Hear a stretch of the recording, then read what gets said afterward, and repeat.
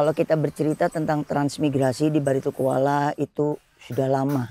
Sejak tahun 1938. Sejak era kolonisasi, terus menjadi era kota mandiri, menjadi era kawasan transmigrasi.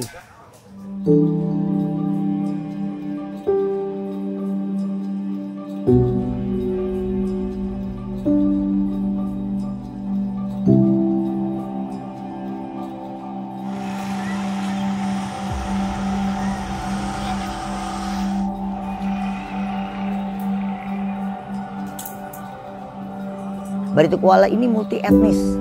Ya, ada orang Bali, ada orang Jawa, ada orang NTT, ada orang Bakumpai, ada orang Banjar, semuanya. Jadi harmonisasi di Barito Kuala karena mereka punya keinginan yang sama pemerintahnya bahwa ayo kita membangun. Kita tidak punya tambang tapi kita punya tanah subur untuk ditanam dan untuk menjadi harapan anak cucu kita ke depan.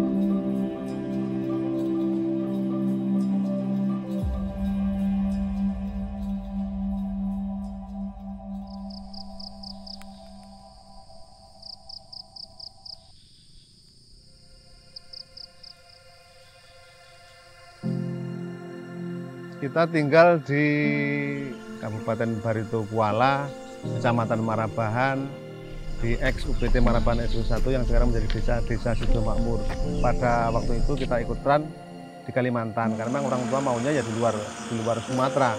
Nah, awal-awal di Kalimantan itu memang nggak seperti saat ini, memang ya begitu perlu pengorbanan, karena dari 350 kepala keluarga yang ada di sini tinggal 140 waktu itu.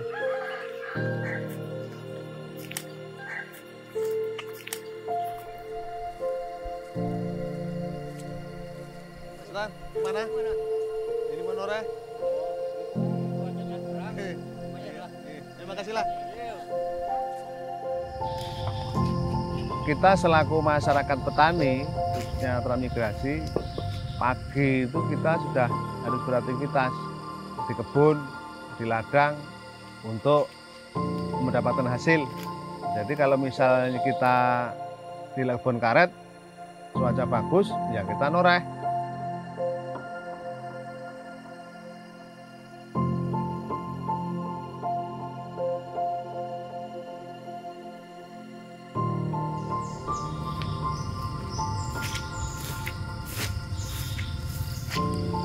Kurang tipis Pak Min. Ini turun nih. Sayur tuh di sini daerahnya kan pasang surut. Jadi kalau pas musim pasang begini sulit karena semua tanaman rusak. Singkong pun pada busuk. Semangka, jagung apa segala macam pada mati. Tapi alhamdulillah dengan adanya perkebunan karet dan sawit sudah aman. Sudah nggak khawatir lagi dengan kondisi cuaca yang nggak menentu. Jadi waktu itu kita tanam sendiri ya toreh-toreh sendiri, sehingga pada saat ini yang awalnya kita punya 1 hektar, kita sudah punya 5-6 hektar. Sebelum kita sekarang jadi pengepul karet, karena waktu itu karet itu kan masih orang luar yang beli. Yang alhamdulillah dari hasil usaha itu sangat kita rasakan. Yang awalnya itu kita jualan pakai sepeda motor, ngambilnya dari ladang-ladang itu, alhamdulillah sekarang sudah bisa pakai mobil, pickup ataupun truk. Dari hasil itu, alhamdulillah kita nggak ketinggalan, walaupun kita dulu orang itu kalau diajak tran, nggak ada yang mau, karena tahunya tran itu ya ke hutan, hidupnya ya sengsara. Memang betul, awalnya memang seperti itu, tapi setelah kita rasakan sendiri, bolehlah. Sekarang kita bisa bersaing dengan istilahnya yang bukan orang tran. Bukan untuk menyombongkan, tapi memang ceritanya seperti itu. Kenyataannya nggak 1-2 orang yang bisa sukses dari ikut transmigrasi. Dan kita sangat berterima kasih dengan adanya program pemerintah yang transmigrasi. Sehingga dampak dari kita ikut tran itu betul-betul kita rasakan.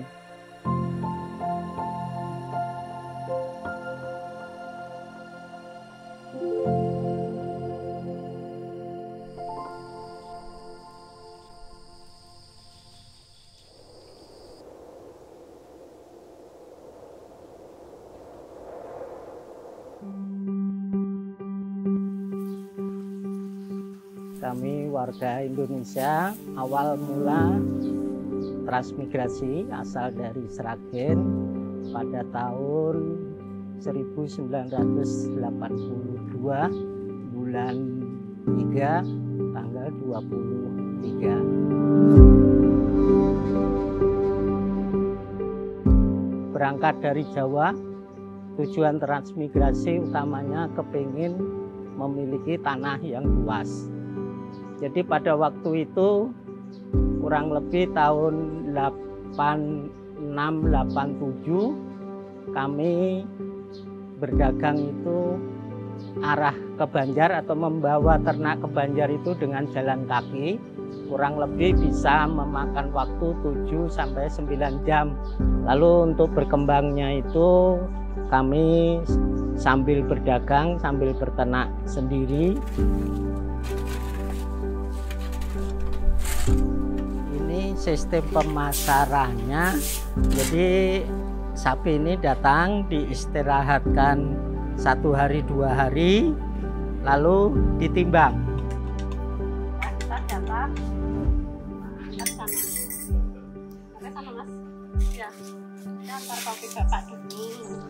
Diminum kopinya Bapak, enggak? Nggih. Monggo Bapak, monggo diminum silahkan. Alhamdulillah suami saya baik, gemati. Kalau orang Jawa gemati, bahasa Indonesia ya bagus, itulah bagus. Sama anak-anak ya bagus, sama orang tua ya bagus gitu. Terus mengurus anak warga bagus gitu, alhamdulillah. Jadi biasanya itu kalau pas musim rame itu hari-hari begini banyak orang, tiap hari itu ada 1-2 pembeli di kandang kita. Alhamdulillah berkat bimbingan dinas terkait mulai dari kru KUPT sampai ke dinas pertanian, peternakan, ke pemerintahan, ya alhamdulillah bisa mendukung kami sekeluarga, hasilnya untuk kita sekeluarga dan bisa untuk tetangga kanan kiri pun bisa sedikit ya ikut, dan juga karyawan kami.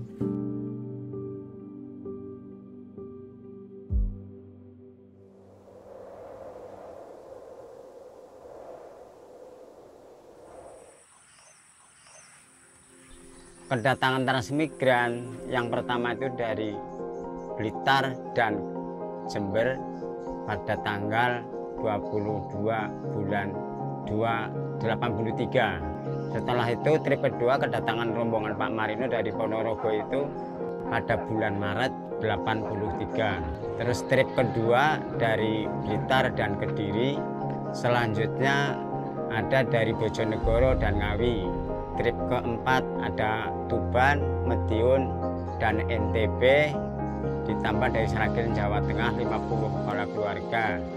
Terus yang ketujuh rombongan Pak Jait ini dari Madiun dan Ponorogo ya pada waktu itu. Terus yang terakhir pada bulan Agustus itu penempatan daerah setempat 80 keluarga. Jumlah seluruhnya kalau diterantang itu 800 kepala keluarga.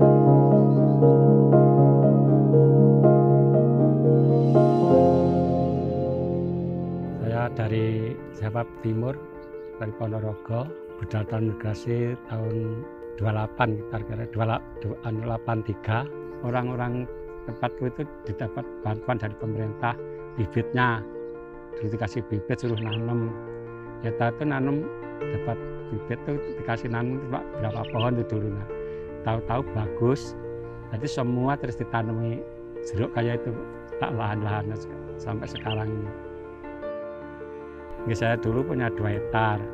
2 hektar sudah alhamdulillah masih turah, tukarkan lagi 1 hektar, nambah lagi setengah hektar, nambah lagi ada 2 hektaran, sudah cuma ada nambah 4 hektaran kira-kira kampung sebelah.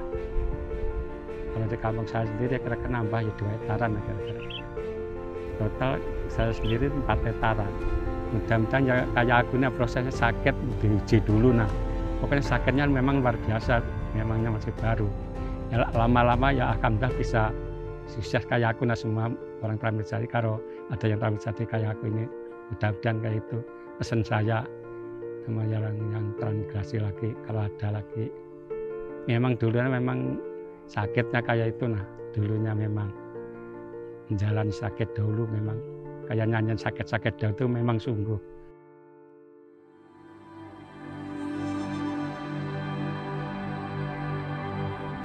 Jadi di daerah saya dulu waktu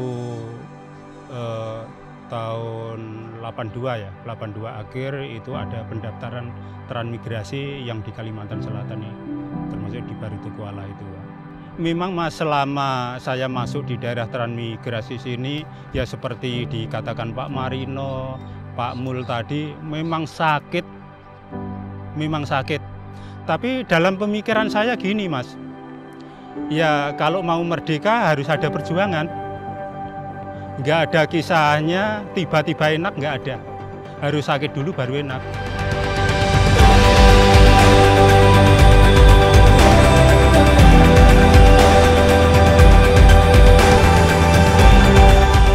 Pokoknya saya jalani.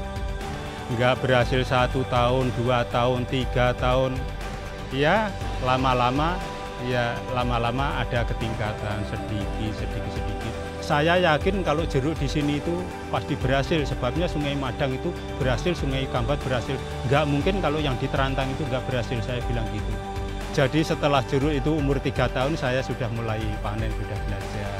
Dalam 1 hektar itu umur 4 tahun sudah bisa, saya total itu sudah panen 5 ton Mas.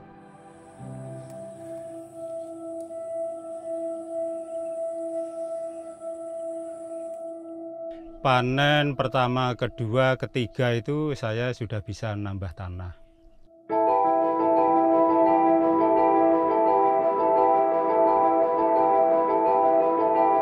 Lantas panen lagi, saya belikan tanah lagi. Jadi nggak mikirkan apa-apa, yang penting saya punya tanah dulu. Jadi rumah ya biarpun rumah tran itu aja, yang penting ini saya pikirkan tanah. Yang umur 3 tahun sudah bisa panen 4 ton itu 2.000 kali 4.000 berapa? 8 juta aja. Tapi kalau tahun 2002 itu 8 juta itu kalau bagi saya nilainya sudah banyak Mas. Sebabnya saya nggak pernah itu memegang 8 juta itu.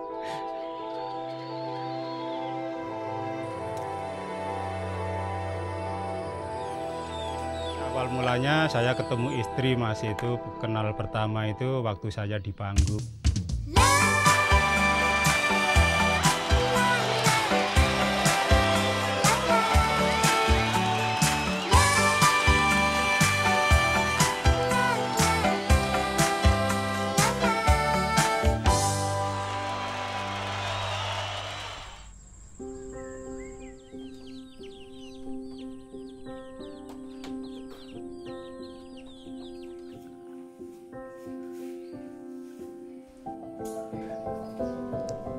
Ya sudah sore, mari ke kebun, kuncinya di ya.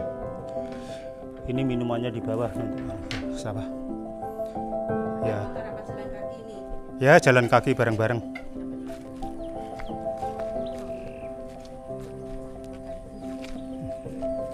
Mulai itu.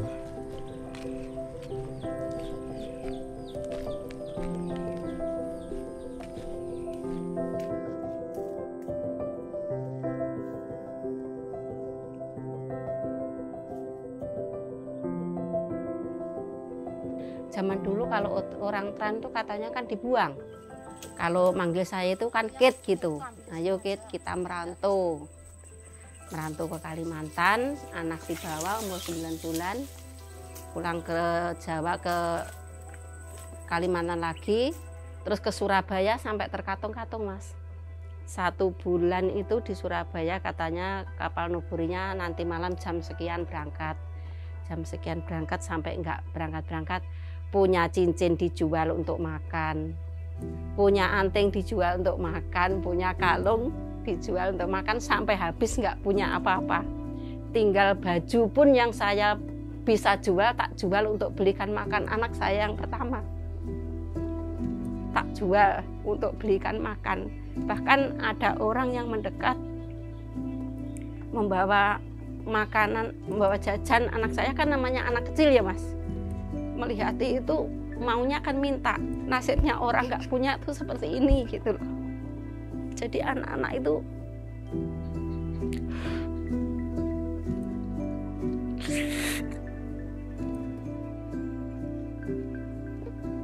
anak saya masih bayi, saya bawa ke sawah.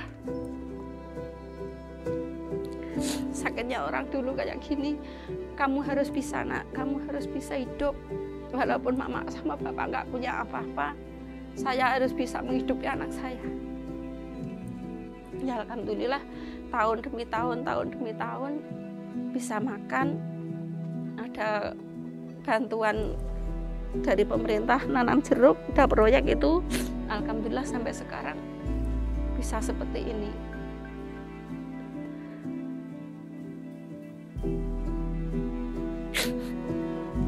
Sudah 2 tahun nggak ngumpul sama si bungsu, rasanya kangennya itu nggak ketulungan. Ya mudah-mudahan nanti insya Allah saya bisa melihati ke Jakarta. Kalau anak-anak yang di sini kan Sabtu Minggu kalau nggak piket datang ke rumah. Kalau saya minum air putih, anak-anak saya harus minum teh. Kalau saya minum teh, anak saya harus minum susu. Jadi saya nanti kalau punya anak saya itu punya istri, punya suami, punya anak, jangan seperti saya sakitnya. Jadi kami itu susah seneng itu harus berdua, apapun yang terjadi, kami itu nggak mau pisah. Dan apapun yang terjadi, saya sama bapak tuh harus mendukung anak-anak, harus bisa anak saya seperti ini, jangan seperti kita berdua, maksudnya gitu.